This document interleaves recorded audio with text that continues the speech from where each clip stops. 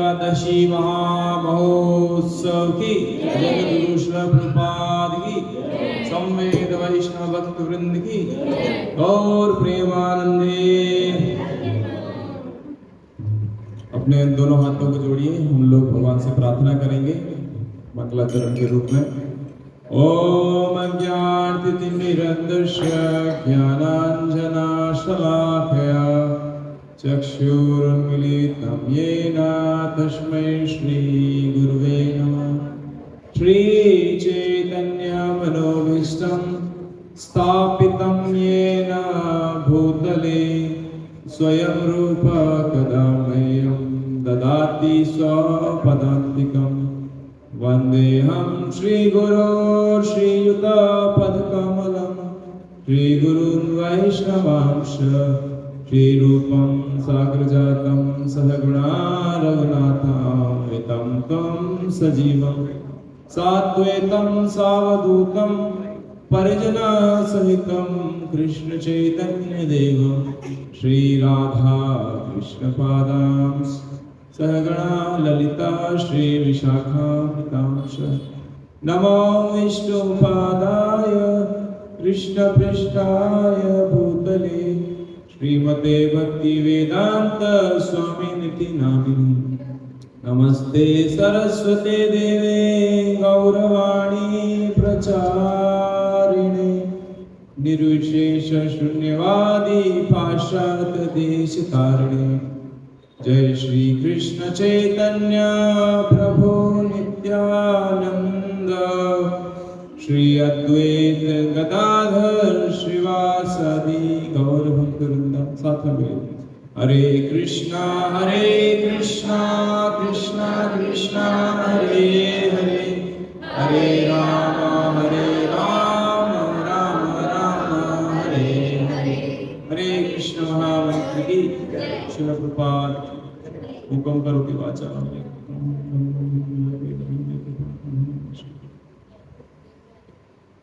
हरे कृष्णा। तो आप सभी भक्तों को देख के बहुत अच्छा लग रहा है। सब लोग थोड़ा और आगे आ जाइए, अभी कुछ भक्त और आएंगे। पीछे तक हो गए सब, इधर कुछ आ सकते हैं। ये प्रोजेक्टर अभी नहीं चल रहा, इसको हटा सकते साइड में। तो हम लोग का प्लान था कि आपको एक बहुत विशेष शॉर्ट मूवी दिखाएंगे, वीडियो दिखाएंगे एक प्रोजेक्टर पे। आधा घंटे की जो वीडियो है वो आपको दिखाने का प्लान था, लेकिन भगवान कुछ और ही चाह रहे थे। तो आज हमारे सारे प्रयासों के बावजूद ये जो प्रोजेक्टर है, ये आज का हमारा एडवांस टेक्नोलॉजी है, ये काम नहीं किया। इसीलिए आपके सामने प्रोजेक्टर की जगह मैं बैठा हुआ। हरि बोल। तो इसी प्रकार से गूगल कंपनी का नाम सुना है आपने? गूगल। तो एक बार हमारे एक भक्त गूगल कंपनी के हेडक्वार्टर अमेरिका में इसी प्रकार से एक प्रवचन दे रहे थे, तो वहां पे भी प्रोजेक्टर लगाया था। उनको भी एक वीडियो दिखाना था और वीडियो काम नहीं किया। तो ये हमारी आधुनिक सभ्यता, जिसके लिए हम लोग इतना जोर से हल्ला बोल करते हैं कि हम लोग इतने गर्व करते हैं उस पर।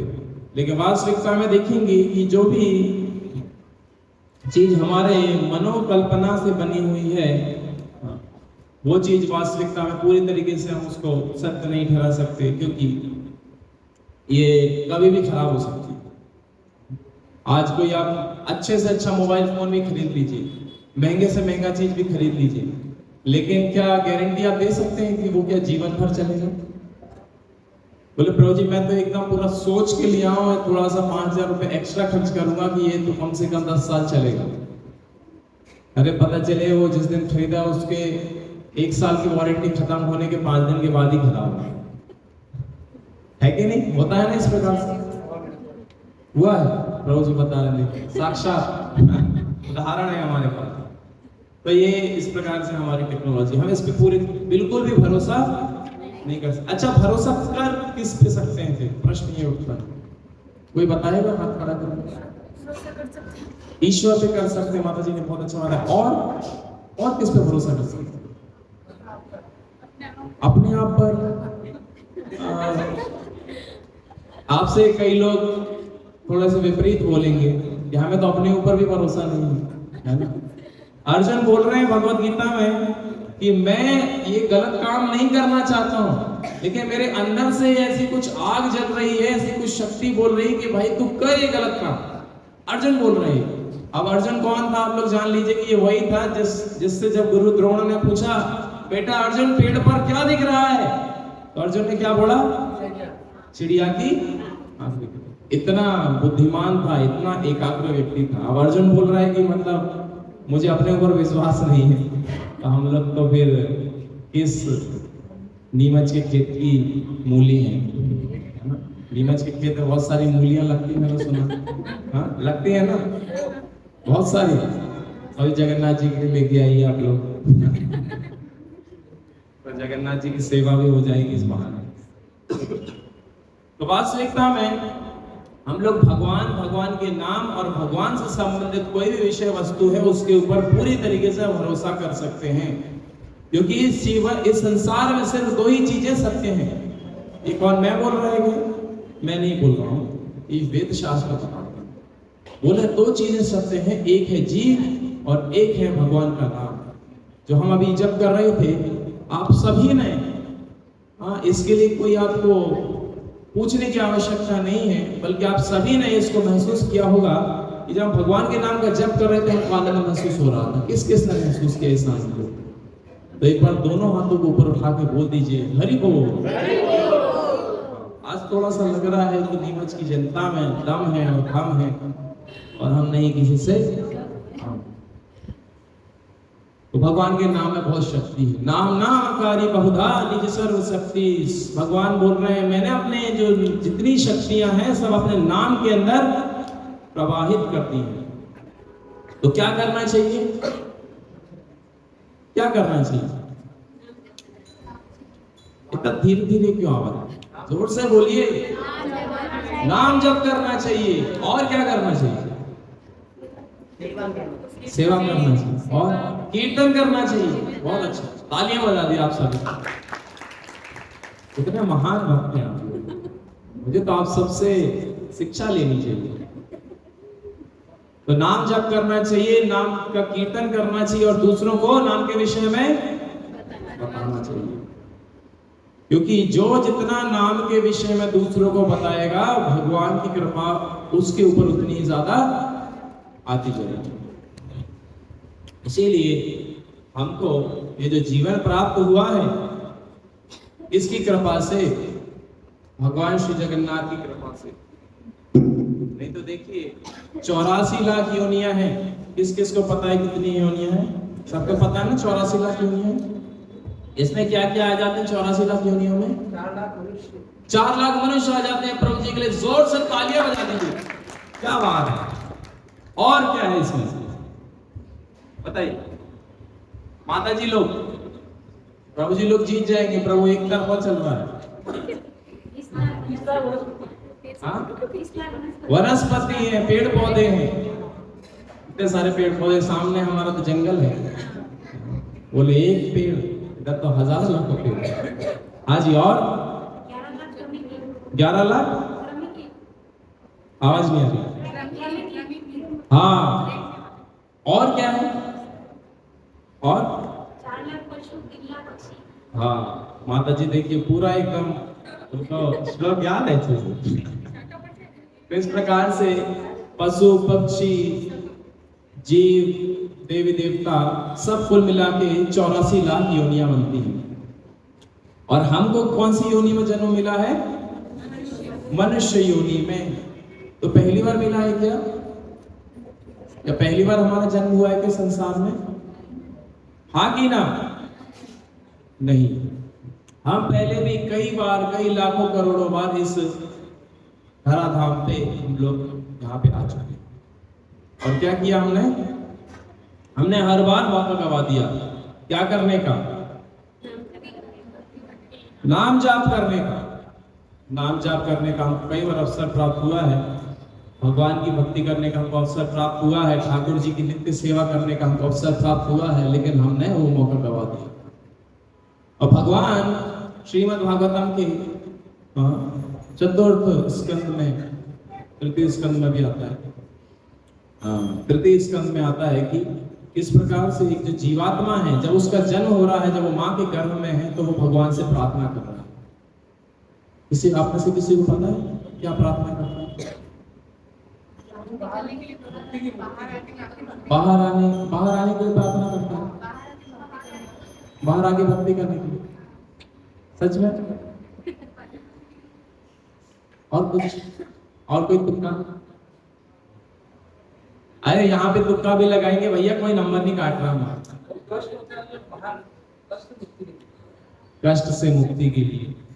तो कई बार हम इस प्रकार से बताते हैं कि जब जो है, जब ये छोटा बच्चा होता है, मतलब जब वो माँ के गर्भ में है, तो उसको कई कई लाखों करोड़ों जो छोटे छोटे कीड़े होते हैं, है ना, पेट के अंदर जो कीड़े होते हैं वो उसको निरंतर काटते हैं। अच्छा, कई बार हमारे घर में जैसे छोटे बच्चे होते हैं तो वो रोते हैं, है ना? आप लोगों ने देखा होगा, छोटे छोटे जो बच्चे होते हैं वो रोते हैं, तो हम लोग कितना एकदम आनंदित होते हैं, वाह हमारा बच्चा रो रहा है, हमारा प्यारा चिंटू। हाँ? लेकिन वो रोता क्यों है, किसी को पता है क्यों रोता है? नहीं, अभी तो बाहर आ गया, अंदर बहुत सारे कीड़े काटे हैं अभी। अब क्यों रोता है? छोटा सा बच्चा क्यों रो रहा है? कोई बच्चा रो रहा है ऐसा, किसी को पता है क्यों रोता है छोटा बच्चा? क्योंकि जैसे हमारी जो हाथ में जो स्किन है ये अभी बहुत खुरदरी हो चुकी है, लेकिन जो कोई भी छोटा सा जो नवजात शिशु है उसकी जो स्किन है बहुत सॉफ्ट होती है, बहुत कोमल स्किन होती है उसकी। तो अभी हम देखिए कि जब हमको कोई मच्छर काटता है, इतनी हार्ड स्किन है, तो भी अपने को दर्द होता है कि नहीं होता है? छोटा सा बच्चा, उसको निरंतर बहुत सारे बैक्टीरिया बहुत कुछ रहते हैं, वो उसको निरंतर काटते रहते हैं, तो इसलिए वो रोता है। और माँ सोचती है, पिताजी सोचते हैं कि बच्चा क्यों रो रहा है, इतना कष्ट हो रहा है।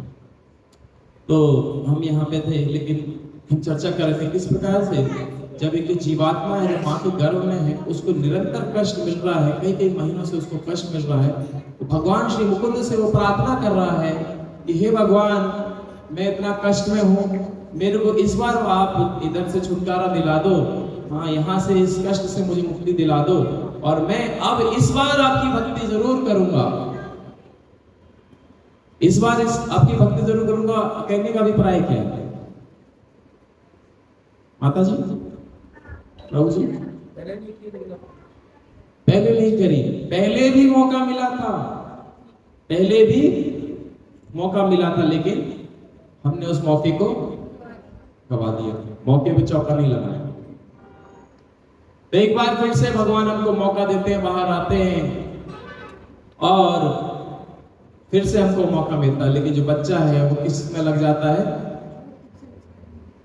किस में लग जाता है? जोर से बोलिए।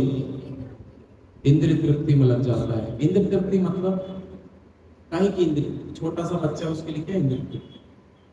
जैसे हमारे छोटे छोटे चिंटू पिंटू लोग बैठे हुए हैं, क्या इंद्रिय तृप्ति उनके लिए? अरे बोलिए, आप लोग तो भारत में आपका जन्म हुआ है, भारतीय लोग हैं ना आप लोग, तो भारतीय, भारत राजा भरत के जो साम्राज्य में जिनका जन्म, क्यों पता है किसी को? अलग अलग प्रकार से खेलने में कूदने में लग जाता है। अच्छा, खेलना कूदना गलत है क्या बच्चों के लिए? नहीं, खेलना कूदना गलत नहीं है, लेकिन उस खेलने कूदने के उसमें वो ये ना भूल जाए कि मुझे भगवान का भी तो दर्शन करना है। इसीलिए माता पिता की जिम्मेदारी बनती है कि वो अपने बच्चों को मंदिर लेकर आए। लेकिन आजकल के तथाकथित माता पिता क्या बोलते हैं, बेटा मंदिर मत जा, हर जगह जा, शराब पीने जा, कोई समस्या, बाहर आवारा गिर्दी कर, कोई समस्या, लेकिन मंदिर मत जा। होता है ना इस प्रकार से? नहीं होता? होता है। अरे ये बताएंगे ना, आप लोग क्या बताएंगे? आप लोग तो एकदम सज्जन बन के हमारे सामने प्रस्तुति देंगे। अरे हम कहाँ करते हैं प्रभु जी, तो जो बेचारे बच्चे क्या बोले इनको, उससे प्रताड़ित हैं वो इस चीज को बताएंगे। तो जो है माता पिता चाहते नहीं कि उनके जो बच्चे हैं वो भगवान से जुड़े, भगवत भक्ति करें, भगवान के नाम का जप करें। अच्छा, जानते सभी हैं भारत में कि भगवान के नाम का जप करना चाहिए, लेकिन कोई नहीं चाहता है कि हमारा बच्चा भक्त बने। बोले हाँ, ये है हमारा बुढ़ापे का सहारा, और वही बुढ़ापे का सहारा चला जाता है कहाँ? अमेरिका। वो माता पिता बेचारे भारत में, अमेरिका जाने में कोई समस्या नहीं है, लेकिन फिर वो वहीं जाके रहना सेटल हो जाता है। यहाँ के बूढ़े माता पिता बेचारे वृद्धाश्रम तक चले जाते हैं। अभी हमारे भारत देश में आप लोग अगर देखेंगे तो निरंतर वृद्धाश्रमों की जो संख्या है निरंतर बढ़ती जा रही है, निरंतर। क्यों हो रहा है इसका कारण क्या है? क्योंकि बचपन से बच्चों को माता पिता ने संस्कार नहीं दिए। माता पिता क्या संस्कार देते हैं कि कैसे आपको भक्ति नहीं करनी है, ये संस्कार देते हैं आजकल के माता पिता। लेकिन फिर भी हमारे कुछ भक्त गणों में कुछ भक्त हैं जो कि गृहस्थ जीवन में अपने बच्चों को बहुत अच्छे तरीके से संस्कार देते हैं, उनको पढ़ाते लिखाते भी हैं, साथ साथ में भगवत भक्ति का ज्ञान भी देते हैं, गीता का ज्ञान भी देते हैं। और वास्तविकता में ये लोग फिर समाज की, माँ बाप की और भगवान की वास्तविक सेवा कर पाते हैं। आपने देखा है इस प्रकार से कुछ अच्छे बच्चों को? इसलिए बहुत ज्यादा आवश्यक है कि हम लोग इस शास्त्रों की जो वाणी है इसको सही ढंग से पालन करें।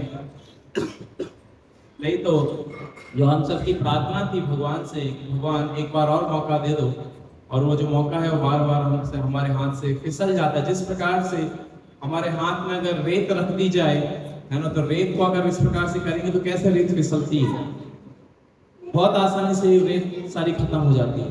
ठीक इसी प्रकार से जो समय है, भगवान काल के रूप में आते हैं, समय के रूप में आते हैं संसार में, और ये समय धीरे धीरे धीरे धीरे हमारे हाथ से निकल जाता है। जब हमारे हाथ से समय निकल जाता है तो आखिरी में हमारे पास कुछ नहीं बचता। तो आज हम जो आपको वीडियो दिखा रहे थे वो बहुत ही अच्छा वीडियो था, आपको देख के अच्छा लगता, लेकिन थोड़ा सा हम बताने का प्रयास करेंगे कि किस प्रकार से अजामिल की कथा आती है श्रीमद् भागवतम में। श्रीमद् भागवतम के 6 स्कंद में अजामिल नाम के एक ब्राह्मण की कथा आती है। कैसे एक व्यक्ति है जिसका नाम है क्या, अजामिल।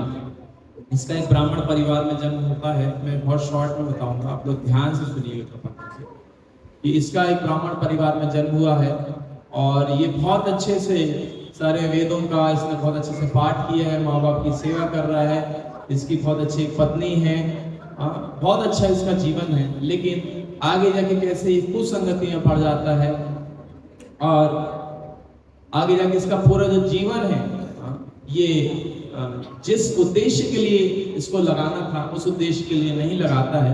लेकिन आखिरी में क्योंकि इसने अपने छोटे जो बालक है उसका नाम रखा था नारायण, बोलिए नारायण, नारायण रखा था अपने बच्चे का नाम। और जब आखिरी समय पे मृत्यु आई तो इसने क्या पुकारा, नारायण। तो इसने अपने बेटे का नाम नारायण रखा है, और ये जो पुकार रहा है कि मेरा बेटा मुझे बचाएगा मृत्यु से। क्योंकि जब देखिए हमको कोई कष्ट होता है तो हमको किसकी याद आती है, बच्चों को अपनी माँ की याद आएगी। हमारे मुख से हम पुकार लगाते हैं ना, मम्मी, माँ, इस प्रकार से। और जो बड़े हैं वो अपने बच्चों की उनको याद करेंगे। तो नारायण का नाम ये पुकारता है, और जब नारायण का नाम ये पुकार रहा है, अब ये पुकार तो रहा है अपने बेटे को, और मृत्यु आ गई है, और इसने पूरे जीवन में किए सारे कुकृत्य, चोरी, चपाटी, डकैती, सारे प्रकार के जितने निम्न कृत्य हो सकते इसने सारे वो गलत काम किए। तो जब व्यक्ति को इस प्रकार से पापमय कार्य करेगा तो उसको लेने के लिए कौन आएगा, यमराज जी आएंगे, यमदूत आएंगे। तो यमदूत आते हैं, लेकिन इसने नाम किसका पुकारा है, नारायण। बच्चे का नाम रखा नारायण। इसीलिए ये चीज ध्यान देने लायक है कि हम हमारे बच्चों का नाम क्या रखते हैं। आजकल ये विदेशी ये है, तो लोग अपने बच्चों का नाम टिंकू, पिंकू इस प्रकार से रखते हैं। लेकिन ये सब ना रखते हुए हमें भगवान के नाम से रखना चाहिए। और जो है फिर विष्णु दूत भी वहां पे आते हैं, और विष्णु दूतों में और यमदूतों में जम के बहस होती है। जम के बहस हो रही है, बोल रहे हैं कि अरे ये तो नारायण का नाम पुकारा है, नारायण तो हमारे स्वामी है, भगवान है ये तो स्वयं। अरे नहीं, वो नारायण का नाम अपने बेटे का पुकारा है, वो तुम्हारे स्वामी का नाम नहीं पुकारा है। वो बताते हैं नहीं, अगर ये भगवान का जो नाम पुकारा है, चाहे किसी प्रकार से पुकारा, तो इसको जरूर इसका अच्छा फल प्राप्त होगा। तो अजामिल को वहां से बख्श दिया जाता है, और अजामिल वहां से फिर जाता है कहाँ, हरिद्वार। हरिद्वार जाता है, हरिद्वार जाके वो भगवान के नाम का जप करता है, स्मरण करता है, और उसको आगे जाके मुक्ति प्राप्त होती है। ठीक इसी प्रकार से हमारे जीवन में भी जब हम वेद शास्त्रों का अनुमोदन करेंगे, इनका आश्रय ग्रहण करेंगे, तो जीवन में वास्तविक सफलता तब प्राप्त हो पाएगी। तो श्रीला प्रभुपाद जी के विषय में हम थोड़ा सा चर्चा करना चाहेंगे, क्योंकि आज एक बहुत विशेष दिन है, एकादशी का दिन है। एकादशी दिन, जिस दिन पे भगवान अपनी विशेष कृपा को प्रस्तुत करते हैं हम समक्ष इस भौतिक जगत के जीवों के सामने। तो आप लोग जानना चाहेंगे एकादशी के विषय में? कौन कौन जानना चाहेगा? तो एकादशी आज बहुत विशेष एकादशी, पाप मोचनी एकादशी। आज के दिन जो इस एकादशी व्रत का पालन करता है उसके समस्त पाप जल के प्राप्त होते हैं। किस किस ने आज एकादशी व्रत किया हुआ है? अरे वाह, बहुत अच्छा, 74 भक्तों ने किया हुआ। एकादशी व्रत हम जब पालन करते हैं तो इस दिन हमें क्या नहीं लेना है? अन्न नहीं लेना है। अच्छा, और क्या करना है? और क्या करना चाहिए? ये अन्न नहीं लेना ये तो सबको पता है, और करना क्या चाहिए? ज्यादा से ज्यादा हरि नाम का जप करना चाहिए। और क्या करना चाहिए? हरि कथा का श्रवण करना चाहिए, और सेवा करनी चाहिए रोज। और क्या करना चाहिए? कीर्तन करना चाहिए। और क्या करना चाहिए? और क्या करना चाहिए? बोलिए, क्या करना चाहिए? घर में बैठना चाहिए, बैठे रहना चाहिए, और बैठे रहना चाहिए। घर से बाहर निकल के भगवान के मंदिर में दर्शन करने आना चाहिए। तो आप लोग सब आए हुए हैं, तो भगवान के नाम का कीर्तन करना चाहिए। अन्न श्रवण, अन्न ग्रहण हमको नहीं करना है। और एकादशी के जब व्रत का इस प्रकार से दृढ़ता से पालन करेंगे तो व्रत को अलग अलग प्रकार से किया जा सकता है। बेस्ट है कि अगर हम कुछ भी ग्रहण ना करें, कुछ भी मतलब कि पानी भी जल भी ग्रहण ना करें तो बेस्ट है। लेकिन हम लोग कलयुग में आए हैं तो हमारा शरीर बहुत है क्या कोमल है, थोड़ा सा हम व्रत करेंगे, पानी वानी नहीं लेंगे तो हम क्या हो जाएंगे? बेहोश हो जाएंगे। इसलिए भगवान ने बोला ठीक है बेटा, कोई बात नहीं, आप लोग जल ले लो। तो आप लोग कौन कौन आज जल लेके व्रत किया हुआ है? सिर्फ जल है ना। एक होता है निर्जला और एक होता है जलजला। हाँ, सजला लोकल भाषा में से बोलते हैं, जलजला आ गया। जल लेके किसी ने नहीं किया, ठीक है। तो हम लोग के ऊपर भगवान थोड़ी सी और कृपा करते हैं। आप कम से कम चलिए फल ले लीजिए, पानी भी ले लीजिए और फल भी ले लीजिए। किस किस ने सिर्फ फल लेके आज व्रत किया? सिर्फ फल, किसी ने नहीं। आप तो अभी सब हाथ खड़ा कर रहे थे, आप ही लोग तो हाथ खड़ा किए। सिर्फ फल, ठीक है। भगवान बोलते हैं फल भी ले लो, दूध लेना है दूध भी ले लो। एकादशी का जो जो आता है, फलाहारी आता है, खिचड़ी आती है, खिचड़ी भी खा लो। बोले छोड़ा ही क्या? कई बार तो हमारे भक्तगण एकादशी में तो मजे करते हैं। बोले एक जगह एक सेंटर में गया तो बोले क्या बनाए आज प्रसाद में? क्या है? आज तो एकादशी है।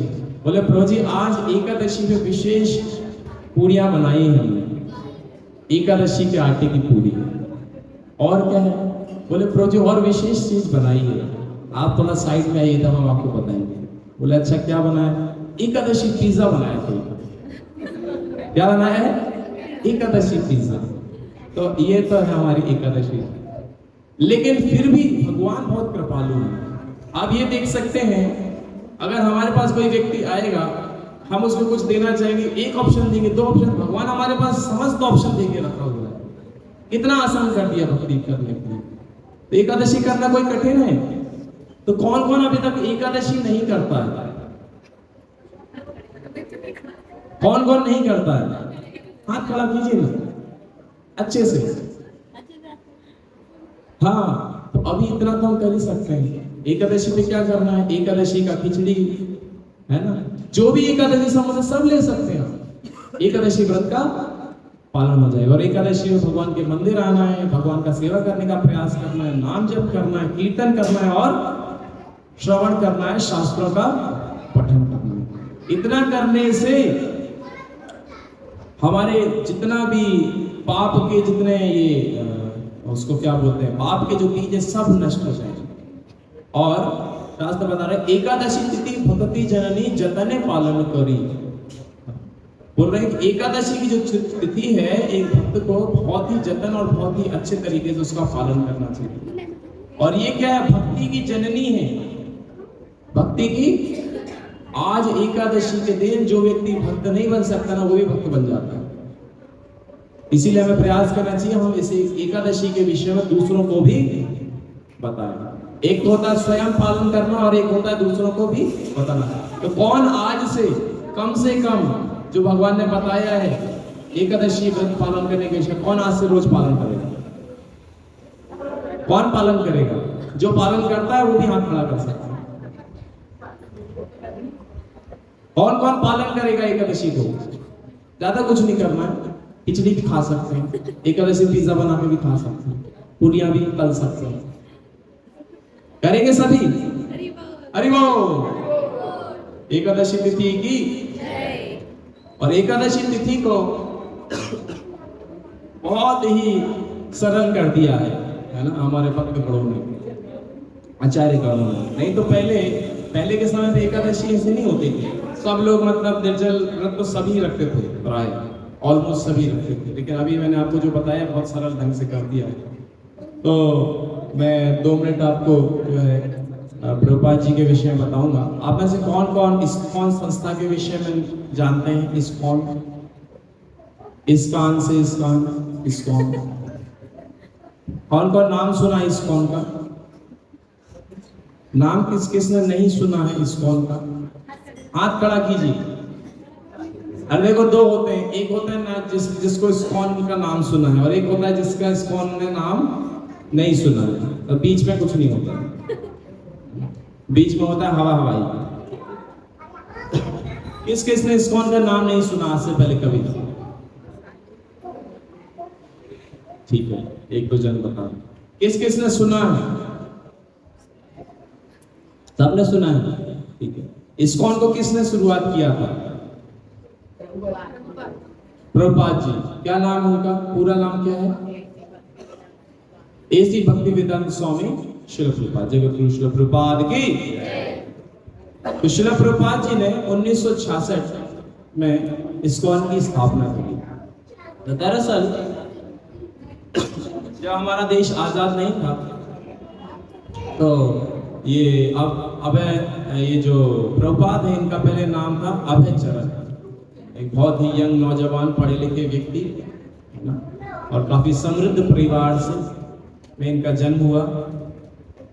और जब ये थोड़े से बड़े हुए, अपना बिजनेस किया करते थे, तो इनका एक अच्छा मित्र इनके पास आता है, बोलता है अभय बाबू। सब इनको अभय बाबू करके पुकारा करते थे। अभय बाबू, हमारे शहर में एक बहुत ही महान संत आए हुए हैं। हमारे शहर में बहुत ही महान संत आए हुए हैं। बोले हमारे घर में तो हम बचपन से बहुत सारे संतों को हमने देखा है, क्या नई बात है? बोले नहीं, ये जो संत है बहुत विशेष है, ये जो साधु है बहुत विशेष है, आपको एक बार चल के इनसे जरूर मिलना चाहिए। तो अभय चरण इनको बहुत मना करने का प्रयास करते हैं, क्योंकि बचपन से ही इनके घर पे कई साधु आया करते थे।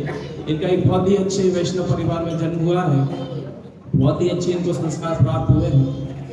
लेकिन मना करते करते उनका दोस्त है बहुत जिद कर रहा था, तो अभय चरण जी जो है डिसाइड करते हैं कि एक बार चल के देख के आते हैं। ये बात है कलकत्ता शहर की। कहाँ की? कलकत्ता शहर की। साल है लगभग 1922। कब? आज क्या चल रहा है? 2026, लगभग 100 साल पहले। तो अभय चरण जाते हैं। इसी प्रकार से श्रील भक्ति सिद्धांत सरस्वती ठाकुर, जिन साधु के विषय में बता रहे थे, उनका नाम था श्रील भक्ति सिद्धांत सरस्वती ठाकुर प्रभुपाद। वो प्रवचन दे रहे थे और बहुत सारे भक्त जो है सामने बैठ के सुन रहे थे। और जैसे ही अभय बाबू वहां पे आते हैं और जैसे ही प्रणाम करते हैं, सबको पता है कि जो है कोई महान साधु है, इस प्रकार उसको प्रणाम करने की। जैसे ही वो प्रणाम करते हैं, तुरंत श्रील भक्ति सिद्धांत सरस्वती ठाकुर उनकी तरफ देखते हैं, इशारा करते हैं, बोलते हैं कि आप तो बहुत पढ़े लिखे नौजवान हैं, आप क्यों ना इस कृष्ण भक्ति को विदेश में जाके इसका अंग्रेजी भाषा में प्रचार कीजिए। अब मान लीजिए अगर आप में से कोई पहली बार आया है यहाँ पे, पहली बार आज पांव रखे हैं, ठीक है, प्रभु जी आए हैं, 2-3 जन आए, मान लीजिए आप पहली बार ही आए हैं और आपको पहली बार आते समय में हमारे रघुनाथ प्रसाद प्रभु बोले प्रभु आप जो है ना जाके राजस्थान में कृष्ण भक्ति का प्रचार कर। क्या कर रहे हो आप, जो कुछ कर रहे हो सब छोड़ो छाड़ो और जाके प्रचार करो। आप कैसा लगेगा आपको? थोड़ा सा अजीब लगेगा, मतलब जानना पहचानना आप हमको इस प्रकार से। लेकिन प्रभुपाद जी आगे वहां पे रुकते हैं और श्री भक्ति सिद्धांत सरस्वती ठाकुर से श्रवण करते हैं, तो उनको लगता है कि ये जो साधु है बहुत विशेष है, ये कोई साधारण जो दूसरे में साधुओं से मिला उनकी तरह नहीं है। तो आगे जाके वो उनका 2-4 बार और मिलते हैं और फिर प्रयास करते हैं अलग अलग प्रकार से, लेकिन किन्हीं ना किन्हीं अलग वजहों की वजह से वो विदेश नहीं जा पाते हैं। उनको क्या आदेश मिला था? विदेश में जाके आप कृष्ण भक्ति के विषय में बताइए। तो फाइनली उनका पूरा काफी लगभग 40 साल व्यतीत हो जाते हैं और उन्होंने अथक प्रयास किया, बहुत मेहनत करी, हम लोग कल्पना भी नहीं कर सकते हैं। हाँ, इसीलिए मैं वो वीडियो दिखाना चाह रहा था क्योंकि उसमें वीडियो के क्लिप से आपको समझ आती चीजें, हम बोल के आपको क्या समझा पाएंगे प्रभुपाद जी ने क्या प्रयास किए। और फाइनली वो उनको पता चलता है एक शिप है, जहाज देखा इस तक आपने किसी ने? मालवाहक जहाज। तो जहाज बड़े बड़े होते हैं, तो जहाजों में पहले जो, क्योंकि प्लेन से भेजना बहुत महंगा था, तो जहाजों में भर भर के सामान को ले जाया जाता था। इस प्रकार का एक कार्गो शिप था, उसकी एक मालकिन है, उन मालकिन का नाम है सुमति मोरारजी। तो सुमति मोरारजी के विषय में पता चलता है कि सुमति मोरारजी बहुत एक धार्मिक महिला है और अगर सुमति मोरारजी चाहें तो मुझे अमेरिका भेज सकती है अपने जहाज के माध्यम से। तो प्रभुपाद जी अभी 70 वर्ष के हो चुके हैं। कितने वर्ष के? 70 वर्ष के। आप सोचो 70 वर्ष का कोई वृद्ध व्यक्ति है, मतलब वो तो 70 वर्ष में तो व्यक्ति क्या करता है? खाट पे लेटता है, रेस्ट करता है, घर परिवार वाले सेवा करते हैं। ये 70 वर्ष का व्यक्ति इतनी वृद्धावस्था में सोच रहा है, आप तो सोच भी नहीं पाएगा व्यक्ति, सोच रहा है कि मुझे विदेश जाना है और विदेश में कहीं कोई पहचान का है? कोई पहचान का नहीं है। सुमति मोरारजी के पास अभय चरण भक्तिवेदांत स्वामी श्री प्रभुपाद जी जाते हैं और उनको बोलते हैं कि मेरे गुरुदेव का आदेश है कि मैं अमेरिका में जाके कृष्ण नाम का, भगवान के नाम का प्रचार करूं।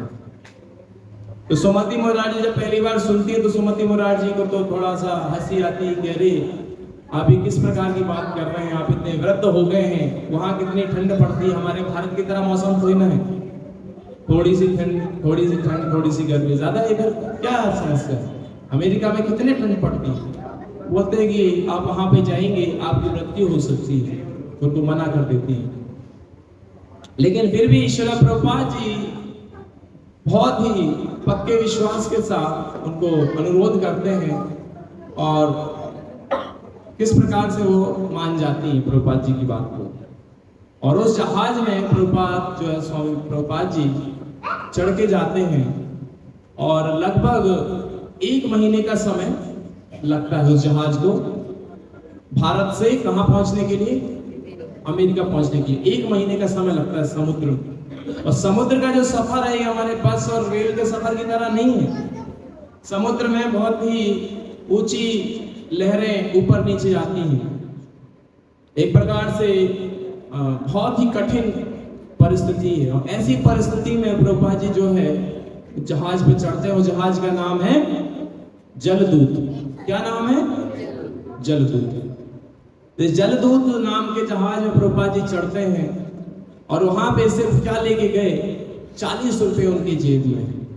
कितने रुपए? 40 रुपए मात्र। आप मान लीजिए यहाँ से अगर इंदौर तक जाएंगे कितना रुपए लेके जाएंगे? कुछ पैसे लेके जाएंगे कि ऐसे खाली हाथ जाएंगे? पैसे लेके कौन कौन जाएगा? कम से कम 1000 रुपए लेके तो जाएंगे हम, है कि नहीं? प्रभुपाद जी अमेरिका जा रहे हैं 40 रुपए लेके। कितने रुपए लेके? 40 रुपए लेके वो अमेरिका के लिए चल दिए।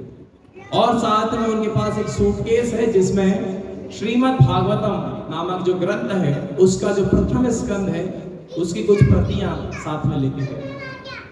रास्ते में जाते हुए समुद्र का सफर बहुत ही कठिन है, सब इसमें पूरा कर भी नहीं पाते। श्रील प्रभुपाद जी को 2 बार हृदयघात होता है, 2 बार हार्ट अटैक आया। कितनी बार? 2 बार हार्ट अटैक आया। अब सोचिए, वृद्ध व्यक्ति 70 साल का, 2 बार हार्ट अटैक। अब ये ऐसा भी नहीं कि ठीक है मोटरसाइकिल से निकले थे हम, रास्ते में कुछ हो गया, इमरजेंसी में वापस ले आओ। अरे शिप में चले गए, आधा रास्ता हो गया, बीच समुद्र में, वहां पे क्या मेडिकल फैसिलिटीज होंगी? क्या वहां पे डॉक्टर्स होंगे? कोई फैसिलिटी नहीं है। 2 बार उनको हार्ट अटैक आ जाता है। इतना प्रभुपाद जी कष्ट झेलते हैं, लेकिन क्योंकि वो सिर्फ और सिर्फ एक उद्देश्य लेके गए थे, क्या? भगवान कृष्ण की वाणी का, भगवान कृष्ण के नाम का प्रचार करना है और गुरुदेव की जो आदेश है उसको उन्हें सत्य करना है।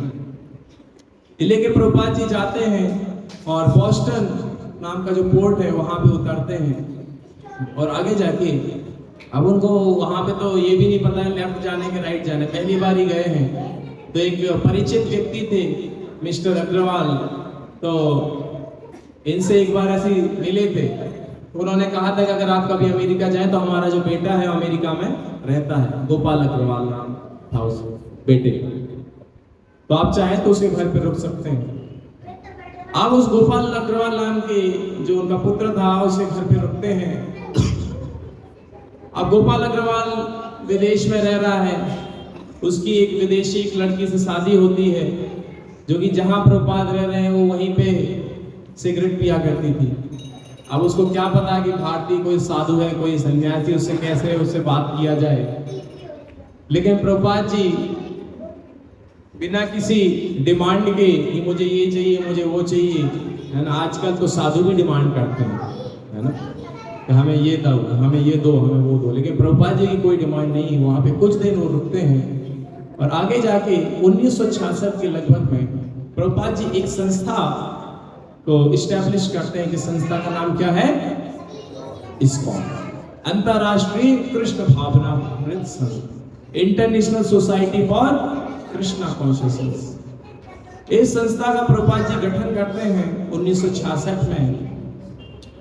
और उस समय जब उनके पास कोई भी नहीं था उनकी मदद करने के लिए, तो कुछ नौजवान वहां पे आते हैं और वो प्रभुपाद जी का मदद करते हैं। उस प्रभुपाद स्वयं बोलते हैं जो शुरुआत में वो जो लोग आए वो वास्तविकता भगवान श्री चैतन्य महाप्रभु ने उनको भेजा है। भगवान श्री चैतन्य महाप्रभु के एसोसिएट हैं वो।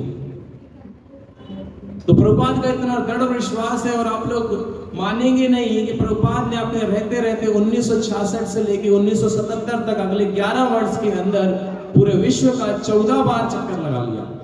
कितनी बार? 14 बार चक्कर लगा लिया। 14 बार पूरे विश्व का भ्रमण कर गए। 108 मंदिरों का स्थापना कर दिया। 108 मंदिर कैसे? छोटे छोटे जैसे हमारे गली कूचों में छोटे छोटे से मंदिर होते वैसे मंदिर नहीं, विशाल मंदिर। एक एक मंदिर फैला हुआ है 5000 एकड़ की जमीन पे।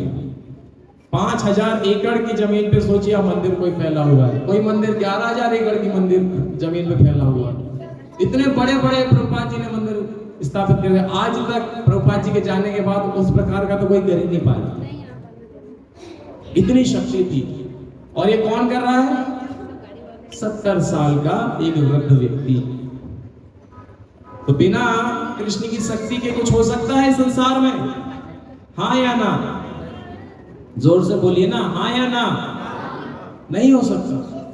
लेकिन भगवान की शक्ति किसके पास आती है? अभी हमने बोला ना, नाम नाम अकारी बहुधा निज सर्व शक्ति। भगवान ने अपने नाम के अंदर सारी शक्ति डाल दी है। तो श्रील प्रभुपाद जी, उनको भगवान के नाम के ऊपर पूरा श्रद्धा था, पूरा विश्वास था। तो पूरे श्रद्धा के साथ उन्होंने भगवान के नाम को ग्रहण किया और भगवान ने धीरे धीरे उनके लिए चीजें बहुत आसान कर दी। इस प्रकार से 5000 भक्तों को उन्होंने दीक्षा प्रदान करी 108 मंदिरों का स्थापना किया और 80 से ज्यादा ग्रंथों का उन्होंने अनुवाद किया, जो कि संस्कृत भाषा में, बांग्ला भाषा में थे, उसका अंग्रेजी भाषा में, क्योंकि विदेशी लोगों को प्रचार कर रहे हैं ना। कई बार कई लोग सोचते हैं अरे आप इस्कॉन वाले क्या अंग्रेजी हिंदी बोलिए। तो हमारा प्रश्न सिर्फ ये है, क्या हमारी वास्तविकता में हिंदी हमारी भाषा है? हिंदी हमारी भाषा है क्या? हिंदी हमारी भाषा कभी नहीं थी। हमारी भाषा तो संस्कृत है। फिर हम संस्कृत में वार्तालाप करते हैं। अब हमसे संस्कृत में वार्तालाप कीजिए, है कि नहीं? किस किस को संस्कृत आती है एकदम पूरी तरीके से? मैं तो भगवान की कृपा से 5 साल पढ़ा हूं संस्कृत, है ना। किसको आती है संस्कृत? तो इंटरनेशनल जो लैंग्वेज है, जो कि ज्यादातर लोगों को आती है इस पूरे विश्व में, वो है अंग्रेजी भाषा। इसीलिए प्रभुपाद जी को, क्योंकि वो सब पूरे विश्व में ये कृष्ण भक्ति देना चाहते थे, कृष्ण के नाम के बारे में बताना चाहते थे। देखो, जिसके पास जो चीज है वो दे सकता है। आप जिसके पास है नहीं पैसा, वो दे पाएगा क्या दूसरे को? बोले पहले तुम तो कमा लो, है ना। तो प्रभुपाद जी के पास भगवान का नाम है, तो वो भगवान का नाम दूसरों को दे पाएगा। प्रभुपाद जी के पास कृष्ण है, इसीलिए वो दूसरों को कृष्ण दे पाए। हम लोग तो कृष्ण को ढूंढने के लिए आते हैं, लेकिन जिसके पास कृष्ण है वो दूसरों को दे सकता है। तो इस प्रकार के महान आचार्य, महान संत हैं जिन्होंने पूरे विश्व भर को नचा दिया कृष्ण के नाम में। ये शक्ति है भगवान के नाम में और भगवान के शुद्ध भक्त के दृढ़ विश्वास में। इसीलिए हमें शिक्षा ग्रहण करनी चाहिए कि हमारा इस भारत की भूमि पे जन्म हुआ है। शास्त्र बता रहे हैं, भारत भूमि ते होइले मनुष्य जन्म यार, जन्म सार्थक करी कर पर उपकार। वेद वाक्य है कि जिसका भी भारत की भूमि पे जन्म हुआ है और जिसको ये मनुष्य जीवन प्राप्त हुआ है, उसको क्या करना चाहिए? उसको 2 चीजें करनी चाहिए। जन्म सार्थक करना चाहिए, प्रथम कार्य। बोले सिर्फ जन्म सार्थक करना चाहिए कि जन्म सार्थक करने का अर्थ क्या है? भगवान की भक्ति करना, भगवान के नाम का जप करना, कीर्तन करना, ग्रंथ अध्ययन करना, सेवा करना, ये जन्म को सार्थक करना, भगवत प्राप्ति करना। और कर पर उपकार, साथ ही साथ में इसको दूसरों को भी बताना चाहिए। तो जिसके पास जो चीज है वो दूसरों को दे पाएगा, जो खुद ही कंगाल है वो दूसरों को कभी कुछ नहीं दे पाएगा। इसीलिए दुनिया में सबसे ज्यादा कोई अमीर व्यक्ति है, कौन है? भगवान के भक्त। भगवान के भक्त सबसे ज्यादा अमीर है। लोग लक्ष्मी जी की पूजा करते हैं, हाँ, ए लक्ष्मी जी आप हमारे घर पे आइए, है ना। अरे भाई, लक्ष्मी जी कभी अपने स्वामी को छोड़ के आ सकती है, नारायण को?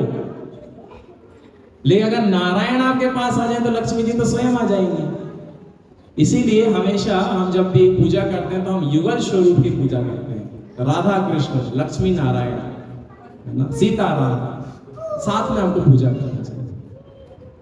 तो जब इस प्रकार से हम भगवान के नाम का आश्रय ग्रहण करेंगे और साथ ही साथ में, ऐसा नहीं है पहले तो मेरा उद्धार हो जाए, अरे भाई आपका उद्धार हो जाएगा तो आप तो वैसे ही पहुंच जाएंगे, फिर आप रहेंगे कहाँ? दोनों साथ साथ में चलना चाहिए। जैसे ट्रेन की पटरी पे ट्रेन चलती है और पटरियां कितनी होती हैं? कितनी होती हैं? 3 होती हैं, 4 होती हैं, 5 होती हैं? कितनी? ना 3 होती, ना 4, ना 5, 2 पटरियां होती हैं ट्रेन की। 2 पटरियों पे चलते थे। एक जीवन है हमारा क्या? खुद का भक्ति जीवन, है ना, और दूसरा है परोपकार। तो दोनों चीजें साथ ही साथ करते हुए हमें इस कृष्ण नाम का, हरे कृष्ण महामंत्र का को ग्रहण करना है और इसके विषय में ज्यादा से ज्यादा लोगों को बताना है। और ये बताने के लिए कोई बहुत कठिन कार्य नहीं है। आज देखिए, प्रभुपाद जी की अनुकंपा से पूरे विश्व में आज इस्कॉन के माध्यम से लगभग 1300 मंदिर हो चुके हैं। कितने मंदिर? 1300 मंदिर हो चुके हैं, है ना। आपके नीमच शहर में भी अभी है जैसे। तो यहाँ पे हर रविवार को जैसे कि कार्यक्रम चल रहा है, जैसे हर जगह कार्यक्रम चलते हैं, तो आप भी भक्ति करने का अभ्यास कीजिए, एकादशी व्रत का पालन कीजिए, नाम जप कीजिए, और साथ ही में अपने जो मित्र हैं, मंडली है, आपके परिवार वाले हैं, आपके चित परिचित लोग हैं, उनको मंदिर में लेके आइए। और जब हम इस प्रकार से लोगों को जोड़ेंगे तो हमारे अंदर खुद भी भक्ति का प्रभाव होगा। हम लोग कई बार संकोच करते हैं, शर्म करते हैं। अरे भाई, मान लीजिए कोई मेरा खुद का व्यक्ति है, जैसे मुझे अभी भी याद है जब मैं छोटा बच्चा था तो तीसरी चौथी क्लास में जब हमारे स्कूल में हैंड कर्चीफ कंपटीशन हुआ करता था। हैंड कर्चीफ जानते हैं ना, बीच में रुमाल डालते थे, फिर कुछ बच्चे जाके उसमें जाके ये करते हैं, कौन उठा पाता है। तो तीसरी चौथी क्लास की बात है, तो उसमें मेरा प्रथम उसमें रैंक आई थी स्कूल में, इसमें हैंड कर्चीफ कंपटीशन हुआ। तो आप लोग सोच रहे हैं उसमें कौन सा बहुत बड़ा बात है तीसरी चौथी क्लास में, लेकिन मैंने देखा कि मेरी जो दादी है वो उस बात को, अब मैं बड़ा हो गया, 11वीं 12वीं में पहुंच गया और भी आगे, उस बात को सबको बताएगा कि हमारा ये बच्चा है, इसका ऐसे ऐसे हुआ था, इसका ऐसे ऐसे हुआ था, फिर कहीं कुछ हुआ था तो उसका सर्टिफिकेट में इसका ऐसे ऐसे हुआ था। तो जब हमारा खुद का कोई व्यक्ति तो हम उसके विषय में दूसरों को उतना ज्यादा उसकी महिमा हम बताते हैं। तो अगर वास्तविकता में कोई कृष्ण से प्रेम करता है, कोई वास्तविकता में भगवान श्री जगन्नाथ से प्रेम करता है, तो वो क्या करेगा? दूसरों को बताएगा जगन्नाथ की महिमा के विषय में। अगर कोई संकोच कर रहा है जगन्नाथ की महिमा को दूसरों को बताने के लिए, कृष्ण के बारे में दूसरों को बताने के लिए, हरिनाम के बारे में दूसरों को बताने के लिए, इसका मतलब है वो कृष्ण को अपना कभी मानता ही नहीं है। और जब हमने कृष्ण को अपना नहीं माना तो हम कैसे बोल सकते कृष्ण हमें अपना माने? क्योंकि कृष्ण तो भगवत गीता में बोल रहे हैं, ये यथा माम प्रपद्यन्ते ताम सते भजाम्यहम्। तो मेरी जिस प्रकार से भजना करोगे मैं भी तुम्हें उसी प्रकार से फल दूंगा, है कि नहीं? तो एक भक्त बता रहे थे कि बोल रहे हैं कि भगवान बोल रहे हैं कि अगर तू मेरे नाम में तो मैं तेरे काम में। एक बार मेरे पीछे बोलेगा, अगर तू मेरे नाम में तो मैं तेरे काम में, और अगर तू अपने काम में तो मैं भी अपने काम में। तो अगर हम अपने अपने में लगे हुए तो भगवान को कौन सा सेवकों की कमी है, कौन से भक्तों की कमी है? हम बोलते हैं हम भक्त बन जाएंगे ना प्रभु जी, तो क्या ही बात है। अरे भाई, भगवान के पास सहस्त्र लक्ष्मी उनकी सेवा कर रही है, भगवान के पास कोई कमी है क्या सेवकों की? हाँ, लेकिन अगर हम थोड़ी सी भी पत्रम पुष्पम फलम तोयम यो में भक्त्या प्रयश्यति, अगर भक्ति भाव से एक पत्ता, एक पुष्प, थोड़ा सा जल भी अगर भगवान को अर्पित कर देते हैं तो भगवान ऋणी हो जाते हैं। भगवान क्या हो जाते हैं? ऋणी हो जाते हैं। इस प्रकार से हमें भगवान का किसी न किसी प्रकार से सेवा करने का प्रयास करना चाहिए। नहीं तो जैसे कि हमने शुरुआत में बताया था, ये जो समय है सबके पास बहुत ही सीमित मात्रा में है, और किसके पास कितना है वो बता भी नहीं सकते। जैसे मेरे पास कितना समय है, इनके पास कितना समय, इनके पास कितना समय एक बराबर नहीं है, सबके पास अलग अलग समय है हमारे कर्मों के हिसाब से। तो ये जो समय है जितना है धीरे धीरे करके व्यतीत होता ही जा रहा है। आज आप में से किसी की उम्र अगर 30 साल हो गई तो 30 साल बीत गए, और अगर लिखा हुआ है कि 35 साल में ये जाना है इसको, तो बस 5 साल और बचे हैं। ये मत सोचना कि अरे हम तो 70 साल जिए, ठेका लेके आए हैं क्या है कि मैं 70 साल ही जीऊंगा? ये हमारे ऊपर निर्भर नहीं करता, हमने जिस प्रकार के कर्म किए उस हिसाब से हमको जीवन मिलेगा। तो हम सभी के पास बहुत ही कम समय है, और इस कम समय में हम लोग मंदिर तो आ रहे हैं, बहुत अच्छी बात है, लेकिन मंदिर में आने का मतलब हमने जैसे कि अभी बताया कि भगवान हमारे हैं या नहीं है, इस पर निर्भर करता है। हम क्या यहाँ पे गेस्ट की तरह आते हैं या फिर यहाँ पे हम जिसका घर है उसकी तरह आते हैं? देखो, हमारे घर पे बहुत सारे मेहमान आते हैं ना, तो आते हैं, बढ़िया बैठ जाते हैं सोफा पे, फिर हम उनसे पूछते हैं भाई साहब क्या लेंगे, पानी लेंगे, ठंडा लेंगे, चाय लेंगे, क्या लेंगे? हाँ, तो भी बोलता है कि अच्छा ठीक है, चलिए कोल्ड ड्रिंक ला दीजिए, कोका कोला ला दीजिए। तो यहाँ पे हम लोग भगवान के घर आए हैं, तो क्या हम उस गेस्ट की तरह आए हैं? हे भगवान, भगवान के भक्त हमसे पूछेंगे प्रभु जी क्या लेंगे आप? प्रसाद लेंगे, पानी लेंगे, क्या लेंगे? अरे भाई, हमें खुद से लगना चाहिए यार, मैं मंदिर आया हूँ, मैं भगवान के लिए क्या लेके आया हूँ, है कि नहीं? अगर हम भगवान के लिए हम सोच ही नहीं पा रहे, अगर करना छोड़ दीजिए, करना दूर की बात, अगर हम सोच भी नहीं पा रहे हैं इसका मतलब हम कितना दूर है भगवान से। हम हो सकता है यहाँ पे खड़े होकर भगवान के साथ सेल्फी ले लेंगे, हमको लगेगा एकदम पास में, लेकिन भगवान से हम कई मीलों दूर हैं। और कोई भक्त हो सकता है अभी ऊपर छत पे गरम भट्टी के सामने आप सभी भक्तों के लिए खिचड़ी प्रसाद बना रहा है, ये कोई भी प्रसाद बना रहा है, भगवान के एकदम पास में। आपको लग रहा है एक तो एक छत का नहीं, एकदम पास में है। इसीलिए भगवान का भक्त होना, भगवान के मंदिर आने का सिर्फ और सिर्फ एक ही अभिप्राय है, किसी ना किसी प्रकार से हमें भगवान की सेवा करनी है। जो भगवान की सेवा नहीं करता वो तो मनुष्य कहलाने लायक ही नहीं है। बुरा मत मानिएगा, मनुष्य कहलाने लायक नहीं है व्यक्ति अगर कोई भगवान की सेवा नहीं कर रहा।